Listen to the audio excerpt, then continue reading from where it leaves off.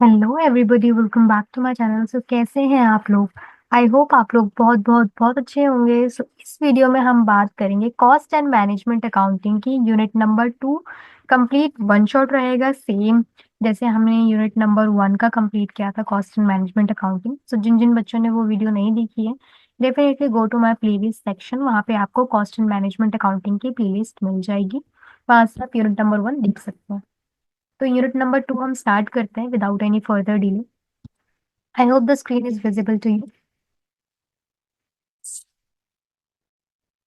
सो यहाँ पे मैंने आपको सिलेबस दे दिया है कॉस्ट एंड मैनेजमेंट अकाउंटिंग का, यूनिट नंबर 2 का, that is cost volume profit analysis, right. So ये पूरा का पूरा सिलेबस है जो हमें कवर अप करना करना रहेगा, ठीक है। Absorption costing, marginal costing, contribution, profit volume ratio, break even analysis, break even point, composite break even point, right? Cash break even point, margin of safety, angle of incidence, relevant cost in decision making, such as key factor, pricing, product, profitability, dropping a product line, make or buy, export order, shut down, continue operations। तो ये सारी की सारी चीजें हम इस unit में पढ़ेंगे। यकीन मानिए, बहुत बहुत बहुत ज्यादा इंटरेस्टिंग यूनिट रहने वाली है ये आपकी, ठीक है। बहुत ज्यादा आप इंजॉय करोगे लेक्चर को, बहुत मजा आएगा आपको ये पढ़ने के बाद। डेफिनेटली बहुत नॉलेजेबल यूनिट है ये, वाकई में। सबसे पहले देखो, कॉस्ट वॉल्यूम एंड प्रॉफिट होता क्या है, सीवीपी एनालिसिस क्या होता है। सीवीपी एनालिसिस एक मैनेजरियल अकाउंटिंग होती है, ठीक है। मैनेजरियल अकाउंटिंग टूल होता है जो हम यूज करते हैं to study the relationship between cost, sales, volume and profit, ठीक है। ये हेल्प करता है हमें डिसीजन मेकिंग में बाय एनालाइजिंग कैसे हमारा change in cost and sale affect करेगा हमारे प्रॉफिटेबिलिटी को, ठीक है। तो यही होता है हमारा cost volume profit analysis, CVP analysis. Managerial accounting tool होता है जो यूज होता है टू स्टडी द रिलेशनशिप, क्या रिलेशनशिप है कॉस्ट का, सेल का, वॉल्यूम का, प्रॉफिट के साथ, ठीक है। डिसीजन मेकिंग में हेल्प करता है एनालाइज करके कि कैसे चेंज इन कॉस्ट और सेल अफेक्ट करेगा हमारी प्रॉफिटेबिलिटी को, ठीक है। आई होप सीवीपी का मतलब समझ में आ गया होगा आपको, ठीक है। अब हम देखते हैं इम्पोर्टेंस, क्या इम्पोर्टेंस है इसकी। तो इम्पोर्टेंस ये है कि ये हेल्प करता है हमें, help business to determine the break even points, assist करता है प्रॉफिट प्लानिंग में एंड कॉस्ट कंट्रोल में, सपोर्ट करता है decision related to pricing, sales mix and productive profitability में। इससे डिसीजन लेने में हेल्प करता है evaluate short term financial planning में, ठीक है। तो ये हमारे इंपॉर्टेंस थे सीवीपी एनालिसिस के। नाउ अब हम प्रोसीड करते हैं मार्जिनल कॉस्टिंग। मार्जिनल कॉस्टिंग देखो होती क्या है। मार्जिनल कॉस्टिंग एक प्रोसेस होता है जिसमें हम क्या करते हैं, एसरटेन करते हैं additional cost and the effect of change in the volume of output on profit. So manager costing basically क्या होती है, एक प्रोसेस होती है जिसमें हम एसरटेन करते हैं एडिशनल कॉस्ट जो भी हमने लगाया होता है एक प्रोडक्ट में, एंड उसका क्या इफेक्ट है in the volume of output on profit, ठीक है। क्या इफेक्ट है, धीरे धीरे करके समझ में आएगा आपको। या तो ये डेफिनेशन लिख दे, या फिर आप ये नीचे वाली भी लिख सकते हैं, दैट इज मार्जिनल कॉस्टिंग को हम वेरिएबल कॉस्टिंग भी कहते हैं। is a costing technique where only variable costs are charged to cost unit while fixed costs treated as a period cost। तो इसमें क्या करते हैं हम, वेरिएबल कॉस्ट को ही चार्ज किया जाता है कॉस्ट यूनिट में, लेकिन फिक्स्ड कॉस्ट जो होता है इसको हम पीरियड कॉस्ट की तरह देखते हैं, ठीक है। धीरे धीरे क्लियर होगा, नो इश्यूज अगर आपको क्लियर नहीं है मार्जिनल कॉस्टिंग की डेफिनेशन। की फीचर्स देखो, की फीचर्स क्या है यहाँ पे मार्जिन कॉस्टिंग की, that is only variable cost are included. इसमें क्या होता है कि वेरिएबल कॉस्ट ही इंक्लूडेड होती है, ठीक है। मार्जिनल कॉस्टिंग आपने पढ़ी होगी, देखो अगर आपको कॉस्ट ऑफ प्रोडक्शन जो है पर यूनिट 96 है, ठीक है। तो इसमें आपकी मार्जिनल कॉस्टिंग क्या है? सपोज 1 रुपीज की आपकी मार्जिनल कॉस्टिंग है, ठीक है, जो आपको ऐड करनी है। तो टोटल आपकी प्राइस यहाँ पे ना ये बन जाएगा, additional additional cost per unit. इसी को हम मार्जिनल कॉस्टिंग कहते हैं इन शॉर्ट, अगर आप समझोगे तो, ठीक है। इसमें सिर्फ वेरिएबल कॉस्ट इंक्लूड की जाती है, फिक्स्ड कॉस्ट को हम यहाँ पे एलोकेट नहीं करते हैं प्रोडक्शन के प्रोसेस में।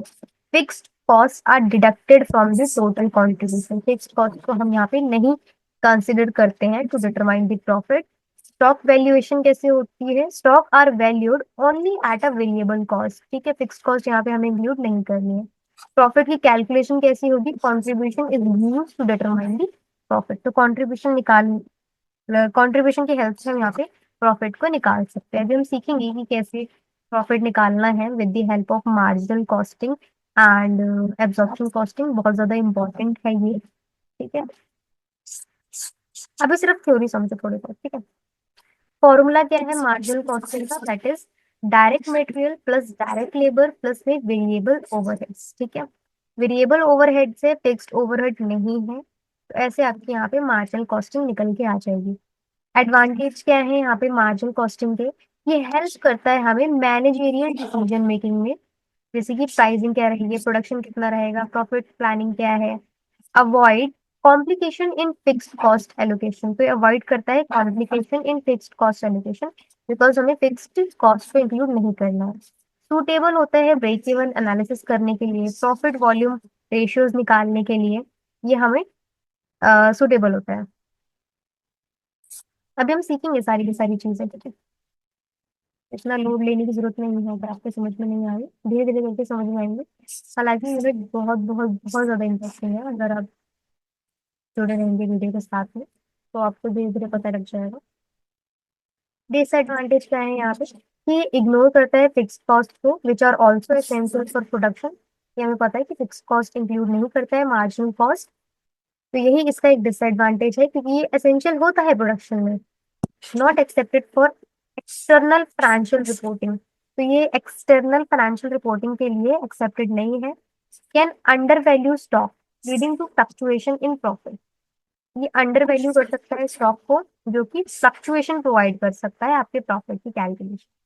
तो ये हो गया हमारा मार्जिन कॉस्टिंग के बारे में। अब चलते हैं हमारा एब्जॉर्प्शन कॉस्टिंग क्या होती है। तो एब्जॉर्प्शन कॉस्टिंग क्या होती है? एक प्रोसेस होता है जिसमें the process of charging all cost, मतलब इसमें हम सारी की सारी कॉस्ट को क्या करेंगे? इंक्लूड करेंगे, वेरिएबल भी फिक्स भी। तो ऑपरेशंस प्रोडक्ट और a process is known as absorption costing, ठीक है। इन अदर वर्ड्स देखोगे तो ऑब्जर्प्शन कॉस्टिंग एक मेथड होता है of costing in which all direct cost and appropriate overhead और absorb charge in cost of production और service for finding out in the total cost of production, ठीक है। तो यहाँ आपको सारी की सारी कॉस्ट को इंक्लूड करना है एब्जॉर्प्शन कॉस्टिंग में। एब्जॉर्प्शन कॉस्टिंग को हम फुल कॉस्टिंग भी कहते हैं, ठीक है, जहाँ पे सारी की सारी कॉस्ट ऑफ प्रोडक्शन इंक्लूड होती हैं ऑल यूनिट में। It would be variable cost पे। समझ में आ रही है? आई होप अब थोड़ा थोड़ा आपको क्लियर होना स्टार्ट हुआ होगा। की फीचर्स क्या है यहाँ पे? की फीचर्स क्या है कि यहाँ पे सभी कॉस्ट हम इसमें इंक्लूड रखते हैं, चाहे वो फिक्स्ड हो चाहे वो वेरिएबल है। It includes direct cost, direct material, direct labor, direct expenses, and indirect expenses. That is fixed, variable, and overhead. Fixed cost are apportion. Fixed cost को हम क्या करते हैं यहाँ पे? Apportion करते हैं, जैसे कि fixed manufacturing overhead are distributed among the production unit. Closing stock valuation. Stocks are valued at total production cost, including fixed overhead. ठीक है, क्लोजिंग स्टॉक को भी वैल्यू किया जाता है। प्रॉफिट डिटर्मिनेशन कैसे किया जाता है? Profit is calculated after deducting both fixed and variable cost, ठीक। तो प्रॉफिट यहाँ पे डिटरमाइन करते हैं after deducting both variable fixed cost, दोनों को माइनस करने के बाद आप प्रॉफिट निकाल सकते हैं। फॉर्मूला क्या है यहाँ पे? Total cost, direct cost, fixed overhead and variable overhead, तो आपकी टोटल कॉस्ट आती है। एडवांटेज क्या है यहाँ पे? इंश्योर करता है कि जितनी भी कॉस्ट है, कॉस्ट ऑफ प्रोडक्शन कवर हो, ठीक है। Compliance with gap IFRS for financial reporting ये प्रॉपर वैलिड है। गैप एंड IFRS के अकॉर्डिंग फाइनेंशियल रिपोर्टिंग करने के लिए प्रिवेंट करता है अंडर वैल्यूएशन को ऑफ क्लोजिंग स्टॉक। तो जो जो यहाँ पे डिसएडवांटेज थी ना मार्जिनल कॉस्टिंग के, वो यहाँ पे देखो एडवांटेज में शो कर रही है। इंश्योर करता है प्रॉपर प्रॉफिट की मेजरमेंट है। ठीक है। डिसएडवांटेज क्या है यहाँ पे कि does not clearly distinguish between fixed and variable cost. तो ये क्या है कि क्लियरली डिस्टिंग्विश नहीं कर पाती है कि कौन सी फिक्स कॉस्ट है कौन सी वेरिएबल कॉस्ट है। तो कभी कभी ये कंफ्यूजन का पॉइंट होता है। May not be useful for managerial decision making. तो मे नॉट बी यूजफुल मतलब हो सकता है कि किसी डिसीजन में, मैनेजेरियल डिसीजन में ये यूजफुल ना भी हो। Can lead to over pricing if fixed cost are high. अगर फिक्स्ड कॉस्ट जो है वो हाई है ना, तो हो सकता है आपका प्राइस बहुत ज्यादा हो, ओवर प्राइसिंग के चांसेस है। यहाँ पे देखो डिफरेंस है, डिफरेंस देख लेते हैं। डेफिनेशन के बेसिस पे देखोगे तो ये कॉस्टिंग मेथड है जहाँ पे एब्जॉर्प्शन कॉस्टिंग में ये कॉस्टिंग का मेथड है जिसमें सारी की सारी कॉस्ट को इंक्लूड करते हैं, चाहे वो फिक्स्ड हो चाहे वो वेरिएबल हो in the production cost. While managerial costing जो है इसमें सिर्फ वेरिएबल कॉस्ट इंक्लूड होती है एंड फिक्स्ड कॉस्ट को हम पीरियड कॉस्ट में ट्रीट करते हैं, इसको हम इंक्लूड नहीं करते हैं। Treatment of fixed cost, fixed cost का ट्रीटमेंट क्या है कि फिक्स्ड कॉस्ट को हम क्या कर देते हैं, एलोकेट कर देते हैं ईच यूनिट में, each unit of production and include in the inventory valuation. Fixed cost को यहाँ पे हम एलोकेट नहीं करते हैं प्रोडक्शन में एंड इसको हम पीरियड कॉस्ट में ट्रीट करते हैं। स्टॉक वैल्यूएशन क्या है कि stock is valued at total production cost, जैसे कि वेरिएबल प्लस में fix cost. Stock is valued at only variable cost. ठीक है, इसको स्टॉक जो है वो वैल्यू होता है ओनली एट वेरिएबल कॉस्ट। यहाँ पे फिक्स्ड एंड वेरिएबल दोनों में होगा। कॉस्ट की कैलकुलेशन कैसे होगी, यहाँ पे डायरेक्ट कॉस्ट प्लस में फिक्स्ड ओवरहेड प्लस में वेरिएबल ओवरहेड। यहाँ पे कैसे होगी, डायरेक्ट कॉस्ट प्लस में वेरिएबल ओवरहेड। फिक्स्ड कॉस्ट को हम यहाँ पे इंक्लूड नहीं करेंगे। प्रॉफिट की कैलकुलेशन कैसे होगी, profit equal to sale minus में फिक्स प्लस में वेरिएबल कॉस्ट। यहाँ पे प्रॉफिट कैसे कैलकुलेट होगा, कंट्रीब्यूशन माइनस फिक्स्ड कॉस्ट। तो अभी देखो धीरे धीरे करके चलो, थ्योरी समझो, प्रैक्टिकल हम समझेंगे कि कंट्रीब्यूशन कैसे निकालना है, फिक्स्ड कॉस्ट कैसे निकालनी है, वेरिएबल कॉस्ट कैसे निकालनी है। अभी सिर्फ आप थ्योरी समझो, तो सोचने वाली बात नहीं है। डिसीजन मेकिंग व्यूज, क्या डिसीजन मेकिंग व्यूज है, ये यूजफुल नहीं होता शॉर्ट टर्म डिसीजन मेकिंग के लिए, क्योंकि ये फिक्स्ड कॉस्ट को इंक्लूड नहीं करता प्रोडक्शन कॉस्ट में। सॉरी, जस्ट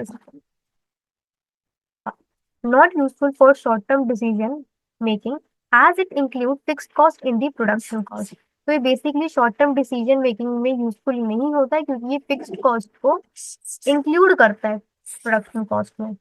ये जो है ये हाईली यूजफुल है मैनेजरियल, ये हाईली यूजफुल है for the decision making, break even analysis and pricing strategy में, क्योंकि ये फिक्स्ड कॉस्ट को इंक्लूड नहीं करता। ठीक है, ये करता है, ये नहीं करता। That is not useful in the short term, that is useful in the decision making। Compliances क्या है with the accounting standard, that is कि जो absorption है ये इसको हम एक्सेप्ट करते हैं under the gap and IFRS for financial reporting, लेकिन इसको हम एक्सेप्ट नहीं करते फॉर फाइनेंशियल रिपोर्टिंग। इसको सिर्फ हम इंटरनल डिसीजन मेकिंग के लिए ही यूज करते हैं।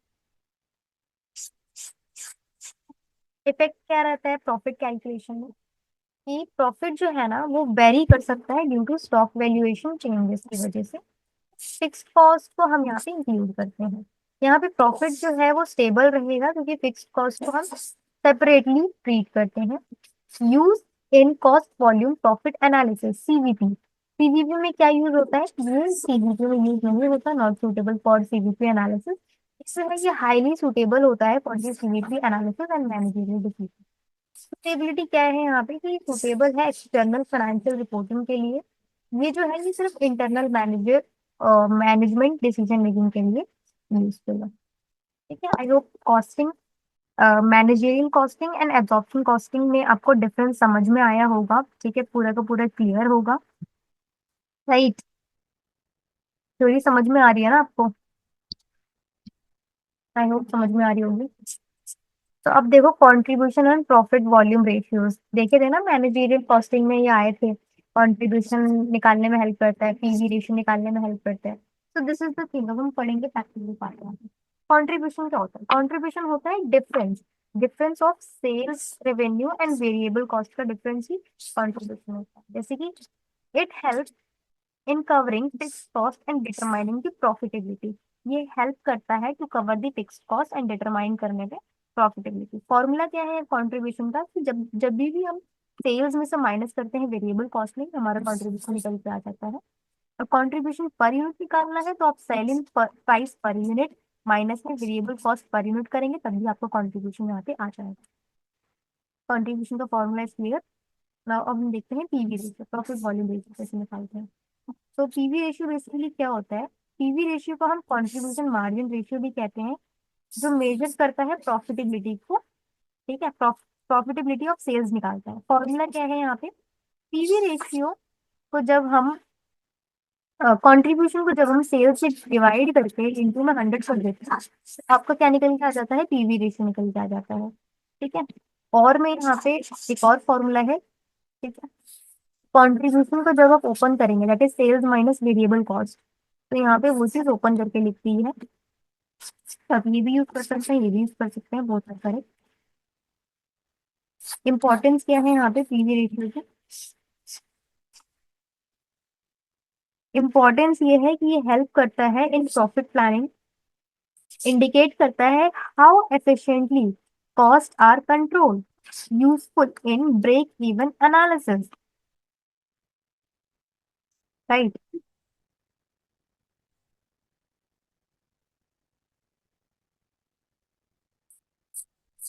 नाउ ब्रेक इवन एनालिसिस क्या होता है?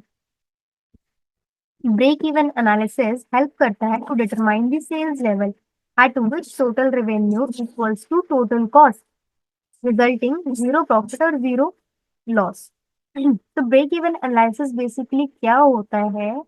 यहाँ पे हमारा प्रॉफिट या फिर लॉस मोटिव नहीं होता है। ठीक है, इस पॉइंट पे आपका प्रॉफिट और लॉस जीरो होगा।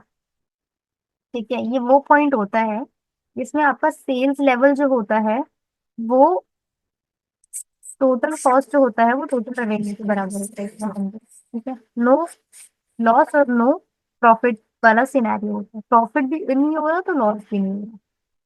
तो यहाँ पे break even point BEP, BEP is the sales volume at which business neither makes a profit और not incur a loss. Formula क्या है यहाँ पे ब्रेक इवन पॉइंट का? That is BEP in units निकालोगे आप तो फिक्स्ड कॉस्ट प्लस में कंट्रीब्यूशन पर यूनिट निकालोगे। और अगर आप बीईपी सेल्स रेवेन्यू पे निकाल रहे हो तो आप fixed cost plus divided by में पीवी रेशियो रखोगे। ठीक है, आई होप बीईपी का आपको फॉर्मूला समझ में आया होगा। तो now composite break even point यहाँ पे क्या होता है? Composite break even point point में कंपनी जो है वो मल्टीपल प्रोडक्ट्स को सेल करती है, and the composite PAP is calculated based on the weighted average contribution per unit. इस बेसिस से हम यहाँ पे कंपोजिट ब्रेक इवन पॉइंट को निकालते हैं। कैश ब्रेक इवन पॉइंट को कैसे हम निकालते हैं? कैश बीईपी को आप निकालते हो फिक्स्ड कॉस्ट अपॉन में कंट्रीब्यूशन पर यूनिट। यहाँ पे सिर्फ क्या होता है?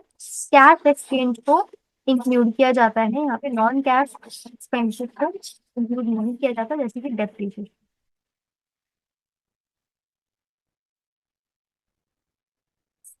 देन है हमारा margin of safety. Margin of safety क्या होता है यहाँ पे?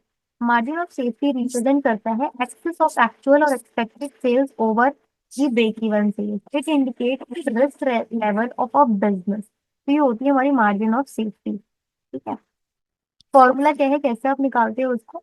एक्चुअल सेल में से जब आप माइनस कर देते हो ब्रेक इवन सेल्स को, तो आपका मार्जिन ऑफ सेफ्टी निकल के आ जाता है। और दूसरा फॉर्मूला देखोगे तो आप मार्जिन ऑफ सेफ्टी का प्रॉफिट को जब आप डिवाइड कर दोगे पीवी रेशियो, तभी भी आपका मार्जिन ऑफ सेफ्टी निकल के आ जाता है। ये सारे के सारे फॉर्मूले आपको समझ में आ रहे हैं? आई होप समझ में आ रहे होंगे। ठीक है, अभी सिर्फ समझो, प्रैक्टिकल क्वेश्चंस करेंगे हम एट लास्ट। ठीक है, अभी समझो पूरा का पूरा यूनिट कहना क्या चाह रहे हैं आप। ठीक है, प्रैक्टिकल ज्यादा है इस यूनिट में, थ्योरी कम है। आप देखो, इनकम स्टेटमेंट कैसे निकालते हैं? Income statement format under the marginal costing and absorption costing, यहाँ से वेरिएबल कॉस्ट। इनकम स्टेटमेंट जो है वो प्रिपेयर की जाती है under the two method, margin costing format and absorption costing format में, जिसको हम फुल कॉस्टिंग भी कहते हैं एंड मार्जिन को हम वेरिएबल कॉस्टिंग भी कहते हैं। Format of income statement under the marginal costing.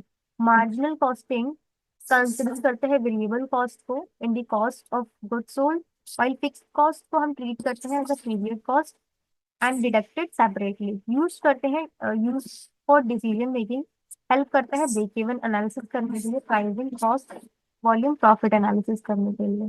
तो फॉर्मेट देखते हैं हम ये कैसे निकालते हैं।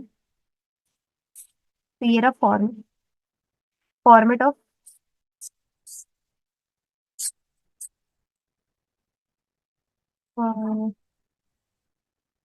ठीक है, तो ये है फॉर्मेट, यहाँ format of income statement format under the marginal costing. तो सबसे पहले आपका सेल्स रेवेन्यू निकालते हैं हम।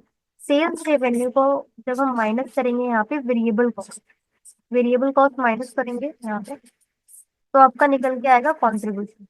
ठीक है, सेल्स में से जब आप यहाँ पे वेरिएबल कॉस्ट को माइनस करते थे तो कॉन्ट्रीब्यूशन निकल के आता था ना, फॉर्मूला भी पढ़े हैं ना आपने, ऐसे ही होता था ना। कॉन्ट्रीब्यूशन जब निकल के आ गया तो कॉन्ट्रीब्यूशन में जब आप फिक्स्ड कॉस्ट को ऐड करोगे ना तो आपका नेट प्रॉफिट निकल के आ जाएगा। लाइक दिस, यही है हमारा इनकम स्टेटमेंट। कॉन्ट्रीब्यूशन निकल के आया, अब यहाँ से हमने फिक्स कॉस्ट को, सॉरी माइनस करेंगे यहाँ से। फिक्स कॉस्ट को हमने यहाँ से देखो माइनस करा, फिक्स कॉस्ट मार्जिन कॉस्टिंग में इंक्लूड नहीं होता, यही तो पढ़ के आए हैं हम। फिक्स्ड कॉस्ट हम यहाँ पे क्या करेंगे, माइनस करेंगे कॉन्ट्रीब्यूशन में से, तो हमारा नेट प्रॉफिट निकल के आ जाएगा। यही पढ़ा था ना कि मार्जिन कॉस्टिंग में हम फिक्स्ड कॉस्ट को इंक्लूड नहीं करेंगे, like this only, but this is all. ठीक है, तो ये तो इन शॉर्ट में था। अब आपको ये भी समझ में नहीं आ रहा होगा कि वेरिएबल कॉस्ट कैसे होते हैं, फिक्स्ड कॉस्ट क्या होता है क्या नहीं होता। थोड़ा सा डिटेल में मैंने यहाँ पे फॉर्मेट को एक्सपैंड कर, तो सेल्स रेवेन्यू तो दिया ही होगा आपको। तो वेरिएबल कॉस्ट में जैसे कि डायरेक्ट मटेरियल हो गया, डायरेक्ट लेबर हो गई, वेरिएबल फैक्ट्री ओवरहेड्स हो गए, variable selling and distribution cost हो गई। तो ये आप करोगे तो टोटल वेरिएबल कॉस्ट निकल के आ जाएगी आप। ठीक है, टोटल वेरिएबल कॉस्ट को आप माइनस कर दोगे, कंट्रीब्यूशन निकल के आ जाएगा, sales minus total variable cost. Then fixed cost को आप माइनस करोगे, जिसमें फिक्स्ड फैक्ट्री ओवरहेड होगी, fixed selling and admin overheads होंगे, टोटल फिक्स्ड कॉस्ट हो जाएगी। देन आपका नेट प्रॉफिट और लॉस यहाँ से निकल के आ जाएगा जब ये आप माइनस कर दोगे। आई होप आपको समझ में आ गया होगा तो फॉर्मेट। ठीक है, अब हम देखते हैं यहाँ पे format of income statement under the absorption method.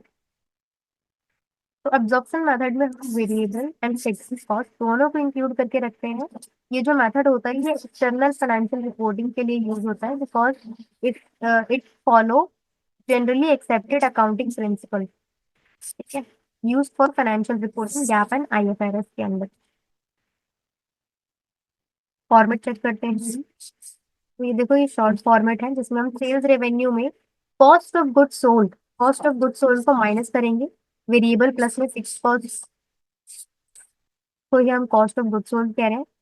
ठीक है, यहाँ से आपका ग्रॉस प्रॉफिट निकल के आएगा, ग्रॉस प्रॉफिट में आप selling and admin expenses both variable and fixed cost को आप माइनस करेंगे, देन आपका नेट प्रॉफिट निकल के आ जाएगा, नेट प्रॉफिट और लॉस जो भी निकल के आ रहा हो। एक्सपेंडेड फॉर्म में भी चेक कर लेते हैं, एक्सपेंडेड फॉर्म में यहाँ पे इनकम स्टेटमेंट का फॉर्मेट मैंने दिया हुआ है। ठीक है, तो सेल रेवेन्यू में से आपको क्या करना है, माइनस करना है cost of goods sold, COGS, direct material, direct labour, variable factory overhead, fix factory overhead. जब आप करेंगे तो total cost of good manufactured आ जाएंगे। ठीक है, इसके बाद माइनस करेंगे क्लोजिंग स्टॉक को अगर कोई है तो, इससे आपको कॉस्ट ऑफ गुड्स सोल्ड आ जाएगा। ठीक है, ग्रॉस प्रॉफिट आ जाएगा आपका यहाँ पे। ग्रॉस प्रॉफिट आएगा तो आपको क्या करना है, सेलिंग एंड एडमिन एक्सपेंसेस को माइनस करना है।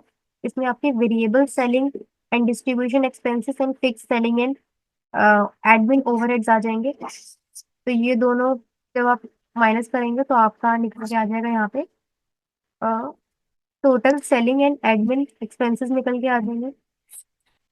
ठीक है। एंड एट लास्ट जब ये चीज माइनस होगी तो आपका आ जाएगा यहाँ पे नेट प्रॉफिट और नेट लॉस जो भी है।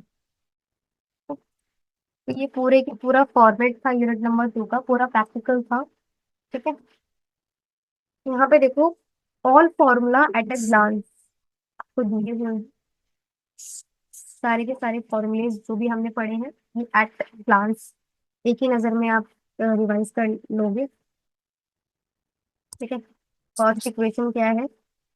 फिक्स्ड कॉस्ट प्लस में टोटल वेरिएबल कॉस्ट प्लस में टोटल प्रॉफिट, या फिर इक्वेशन कंट्रीब्यूशन कैसे निकालते हैं? टोटल सेल माइनस में टोटल वेरिएबल कॉस्ट, या फिर फिक्स्ड कॉस्ट प्लस में प्रॉफिट। पीवी रेशियो कैसे निकालते हैं? कंट्रीब्यूशन अपॉन सेल इंटू 100, या फिर contribution per unit into 100 upon में सेल्स पर यूनिट, या फिर change in contribution into 100 upon में चेंज इन सेल, या फिर चेंज इन प्रॉफिट अपॉन में चेंज इन सेल मल्टीप्लाई में 100। इन करो मेथड से आप क्या निकाल सकते हो? पीवी रेशियो निकाल सकते हो। ठीक है। इसके बाद है break even point in units.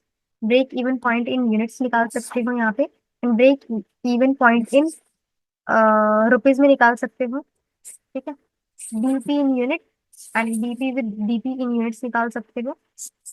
तो ये सारे के सारे फॉर्मूले हैं जो बहुत बहुत बहुत इंपॉर्टेंट है, जो कि आपको आने ही चाहिए। हाँ। ये फिक्स्ड कॉस्ट प्लस में डिजायर्ड प्रॉफिट अपॉन में कंट्रीब्यूशन पर यूनिट है, तो कंफ्यूज मत होना कि ये कंट्रीब्यूशन ऑफ पर यूनिट लटका क्यों हुआ है like this. DP with DP in rupees को हम डीईएस विद डीपी भी कहते हैं। तो यहाँ पे सारे के सारे फॉर्मूलेज रिटर्न है। एमओएस कैसे निकालते हैं? Margin of safety absolute. ठीक है। एमओएस परसेंटेज कैसे निकालते हैं? That is also given. This is all formulas return है। नाउ प्रैक्टिकल प्रॉब्लम का देखो मैंने यहाँ पे लिंक लगाया हुआ है। ठीक है। Income statement, income statement under the marginal costing and absorption costing का प्रैक्टिस करने के लिए मैंने यहाँ पे यूट्यूब का लिंक लगा दिया है, जो आपको देखना ही देखना है। थ्योरी तो देखो मैंने पूरी पढ़ा दी है, बट प्रैक्टिकल के लिए ना यार मेरे को टाइम नहीं मिल रहा है कि मैं प्रैक्टिकल क्वेश्चंस भी आप लोगों को कराऊं। और मैं वन शॉट में ये इंक्लूड करूंगी ना तो video will be so much long for you. तो मैंने यहाँ पे अटैच कर दी है लिंक्स जो मेरे को बहुत ज्यादा अच्छी लगती हैं ट्यूटर्स की। तो उन्हीं ट्यूटर्स का मैंने यहाँ पे रिकमेंड करे हैं आपको, एंड ये देखना ही देखना है आपको। ऐसी ही सीरीज में चलना है जिस सीरीज में मैं आपको पढ़ा रही हूँ। ठीक है। बाकी इधर उधर कहीं भी नहीं जाना है। इतना कर लो काफी है, पीवाईक्यू सॉल्व कर लेंगे at the end and you are good to go. ठीक है। तो इनकम स्टेटमेंट के हमने फॉर्मेट देख लिए थे, फॉर्मेट से फिर हमने यहाँ पे प्रैक्टिस भी कर ली क्वेश्चंस की। प्रैक्टिस तो आप जितने मर्जी कर लो क्वेश्चंस का। एक्सएल की बुक देख लो यार ऑनलाइन, वहां पे आपको बहुत सारे क्वेश्चंस दिख जाएंगे। कितनी प्रैक्टिस करोगे? करो आराम से, फॉर्मेट पता है, क्वेश्चंस के टाइप्स पता है, करो प्रैक्टिस। प्रैक्टिस रिक्वायर्ड होती है यार, ये नहीं, और कुछ नहीं। और बहुत बहुत बहुत अच्छा सब्जेक्ट है ये। जब आप ध्यान से पढ़ोगे ना तो आपको बहुत क्लैरिटी मिलेगी।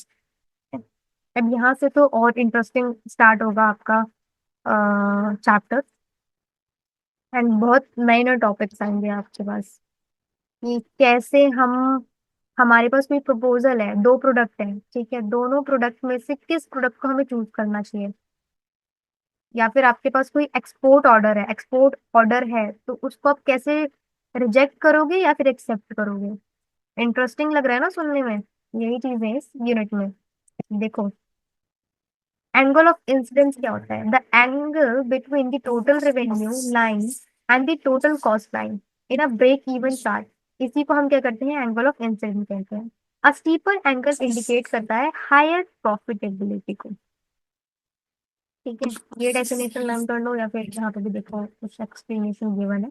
The angle of an incidence is in managerial economics and cost volume profit analysis refers to the angle formed between the sales revenue line and the total cost line on a break-even chart. It indicates the level of profit sensitivity to change in sales volume. So basically एक angle होता है between the sales revenue line and the cost line के बीच में break even chart में, ठीक है। तो क्या इंडिकेट करता है? Level of profit sensitivity to change in sales volume को ये इंडिकेट करता है। देखते हैं।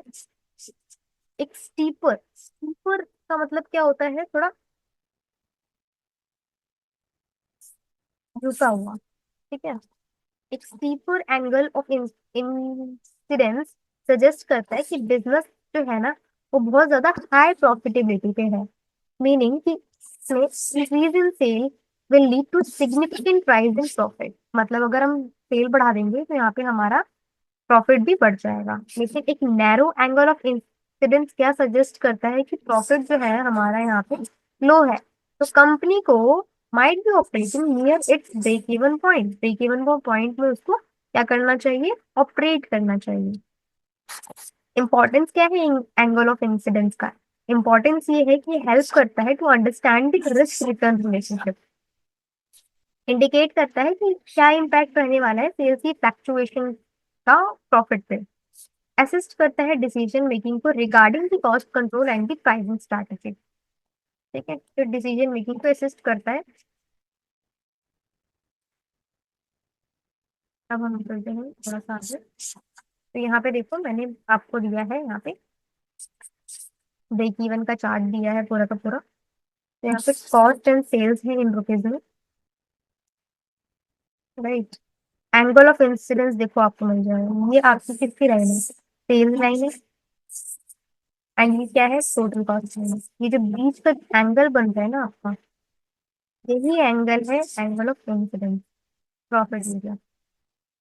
समझ में आ गया? हम्म, अब देखो, relevant cost and decision making, very interesting. ऐसे क्योंकि इसी में है वो एक्सपोर्ट ऑर्डर जो मैं बता रही थी ना आपको, एंड सारे के सारे फैक्टर्स इसी में। Relevant cost are future cost that will change as a result of a decision. They are crucial in managerial decision making as they focus on avoidable and incremental cost rather than the sunk cost. ठीक है। ये decisions क्या होते हैं? Making area involving the relevant cost, हैं one by one.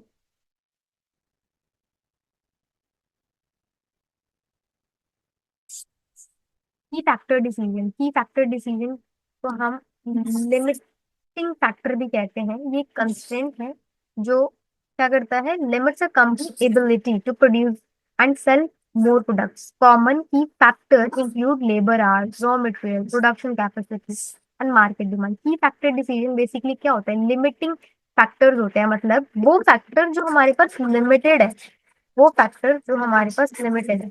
Obvious सी बात है, हम पे सारी चीज अनलिमिटेड तो नहीं है, ऑब्वियस है ना। लेबर आर, क्या लेबर हमारे पास पूरी जिंदगी पूरे दिन काम करने के लिए रेडी है? नहीं। Labour said I will work for you just for the 8 hours. क्या आपके पास रॉ मटेरियल अनलिमिटेड है? नहीं है। रॉ मटेरियल भी हमारे पास लिमिटेड। कैसे यूज करोगे, कैसे नहीं यूज करोगे, मार्केट डिमांड के अकॉर्डिंग। ये हमारा की फैक्टर डिसीजन इंक्लूड।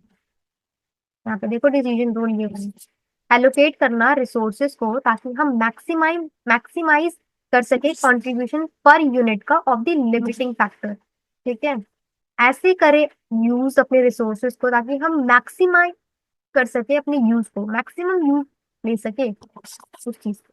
प्रायोरिटाइज करना प्रोडक्शन ऑफ प्रोडक्ट को with the highest contribution margin per unit of. समझ में आ रही है चीजें? आ रही होंगी यार, इतना बुरा तो नहीं पढ़ा रही मैं। ठीक है,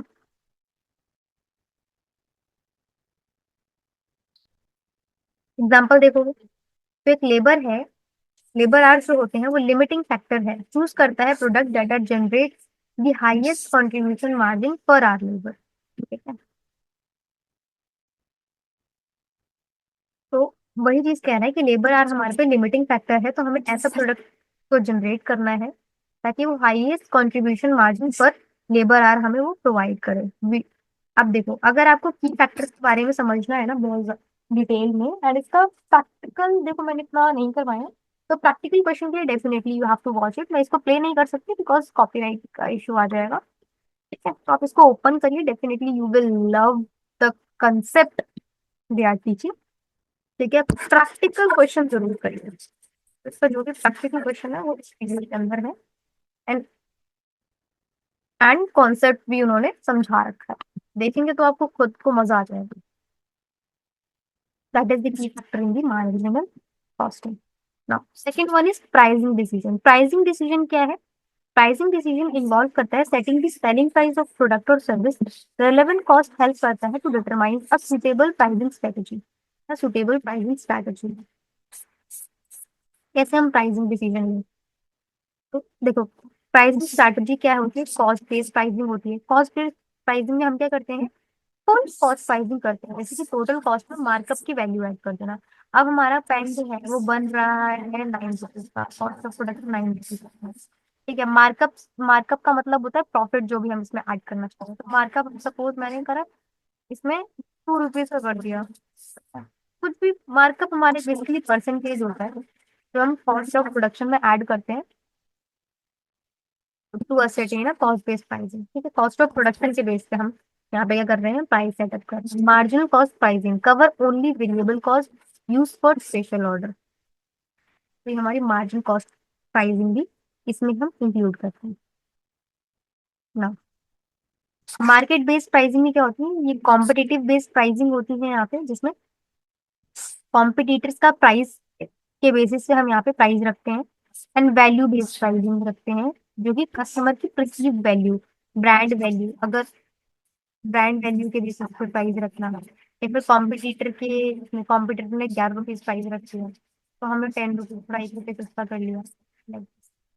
टारगेट प्राइसिंग मतलब setting prices based on the desired profit margin. ठीक है, तो जो भी आपका प्रॉफिट मार्जिन है उसके अकॉर्डिंग जो आप प्राइसिंग रखते हो, तो that is the target pricing. ये तो प्राइसिंग स्ट्रैटेजी थी। Relevant cost consideration in pricing. Relevant cost का क्या कंसिडरेशन है?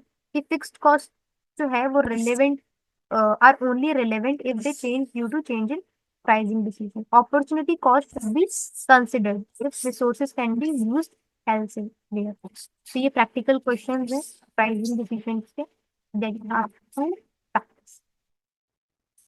और नहीं, दोनों ही देखनी है आपको, ठीक है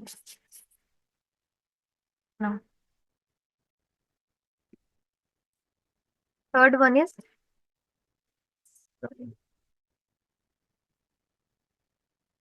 third one is product profitability. Product profitability क्या है? Product profitability analysis involve determining how much profit each product contribution to the business. की प्रोडक्ट प्रोडक्ट प्रॉफिटेबिलिटी एनालाइज करता है कि कितना प्रॉफिट ईच प्रोडक्ट हमें कंट्रीब्यूट कर रहा है बिजनेस के अंदर। सपोज करो आपके पास दो प्रोडक्ट है, ठीक है। अब दोनों प्रोडक्ट का प्रॉफिट मार्जिन अलग होगा, दोनों प्रोडक्ट आपको अलग अलग प्रॉफिट प्रोवाइड कर रहे होंगे। तो अगर कोई सिचुएशन में ये डिसीजन आ गया कि दोनों प्रोडक्ट में से अगर आपको एक ही प्रोडक्ट यूज करना है तो आप कौन सा प्रोडक्ट? ऑब्वियसली बेहतर, ऑब्वियसली बात है कि आप प्रॉफिट के बेसिस पे जज कर सकते हो ये आपको कितना प्रॉफिट प्रोवाइड कर रहा है, या आपको कितना प्रोवाइड कर रहा है, उसके अकॉर्डिंग आप डिसाइड कर सकते हो, राइट। तो डिसीजन फैक्टर क्या रहता है हमारा यहाँ पे? कंट्रीब्यूशन मार्जिन पर यूनिट कितना मिल रहा है, फिक्स्ड कॉस्ट की एलोकेशन कैसे हो रही है, एंड कैसे ये इम्पैक्ट कर रहा है ओवरऑल प्रॉफिटेबिलिटी को। डिसीजन रूल गिवन है यहाँ पे। Retain product with a positive contribution margin unless they use excessive resource that could be reallocate for higher profits। Eliminate करना प्रोडक्ट्स की नेगेटिव कंट्रीब्यूशन मार्जिन को unless there are strategic reasons to keep them, जैसे कि attractive customers.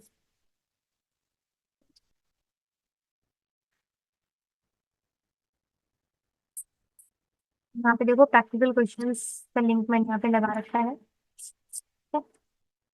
Product decision,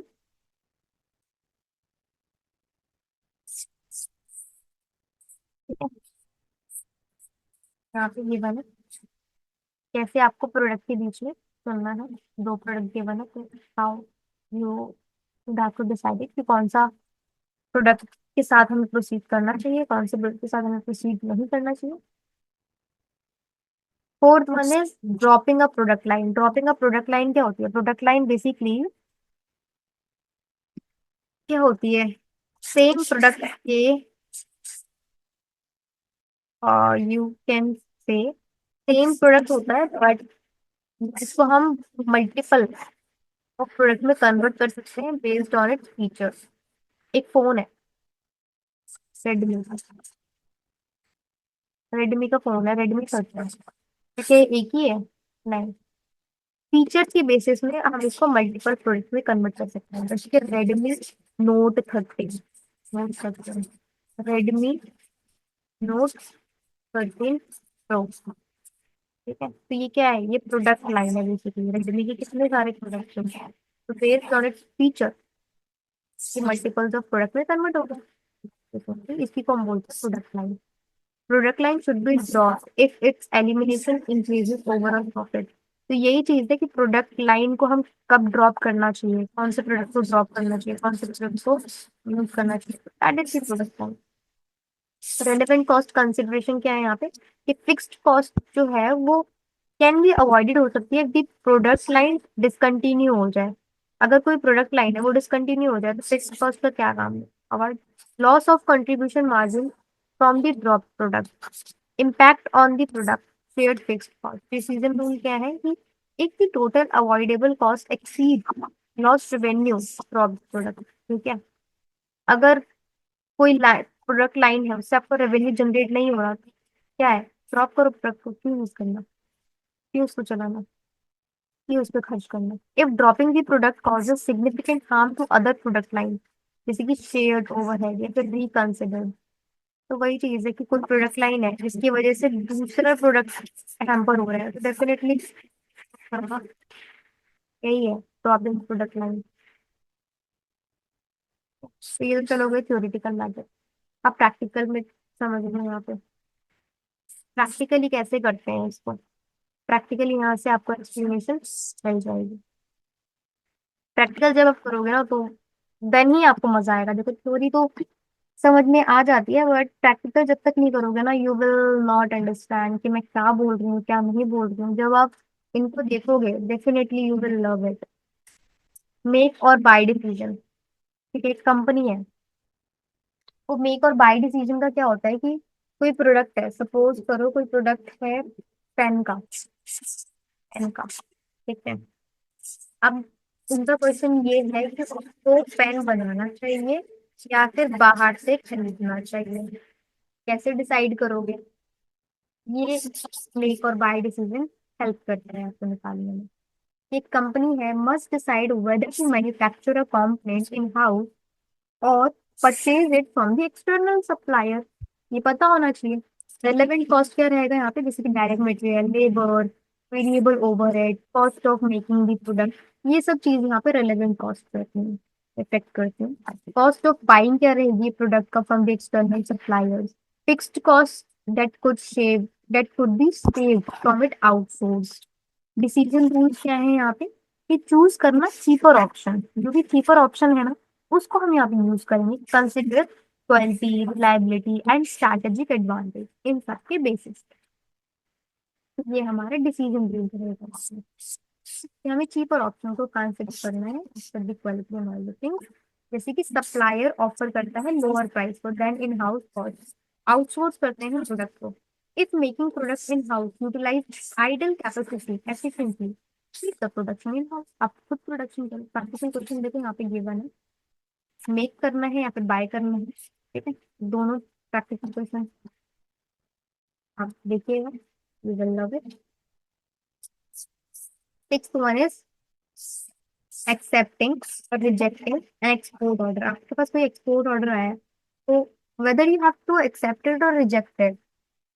कैसे accept करोगे, कैसे reject करोगे, क्या बेसिस होंगे, वो चीज इस पॉइंट से क्लियर हो जाएगा। कि export order are special orders, इसको हम स्पेशल ऑर्डर्स भी कहते हैं, from foreign buyers usually at a discounted price.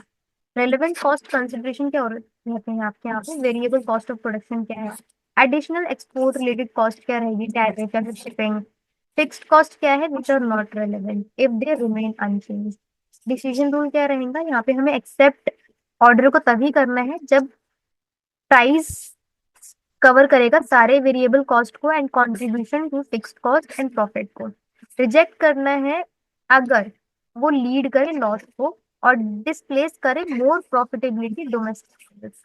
ठीक है, तो इस केस में हमें रिजेक्ट करना है, से डिसीजन करना है। तो यहाँ पे देखो प्रैक्टिकल प्रॉब्लम गिवन है, दैट यू कैन वॉच।